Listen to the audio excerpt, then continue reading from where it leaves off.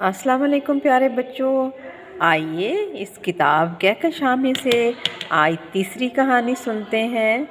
तो आपने पहले कहानी सुनी, हम अपने अल्लाह का शुक्र अदा करें। फिर आपने बानो और बाबा की कहानी सुनी।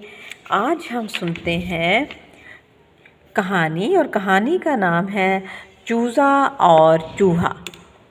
चचा चमन गए थे।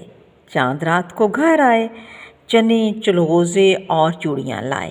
चची ने चारपाई पर चादर बिछाई, चचा को चाट खिलाई और चाय पिलाई। चचा ने चूज़े को चावल दिए, चूहा बिल से निकला। चूज़ा भागा, चूहे ने चावल खाए। एक आवाज़ आई, म्याऊं।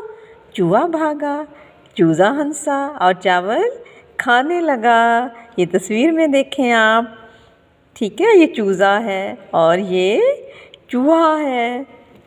ये देखें, बिल्ली भी है, चूहा भी है। आपने गौर किया बच्चों, इस कहानी में बहुत से अल्फाज चे से शुरू हो रहे हैं। अब आपने ऐसे करना है, आपने एक नोटबुक लेनी है, एक नोटबुक बना लें, एक छोटी सी डायरी बना लें। उस पर तमाम ऐसे अल्फाज लिखें जो चे से शुरू होते हैं। ठीक है, लिखेंगे ना? ओके, अल्लाह हाफ़िज़।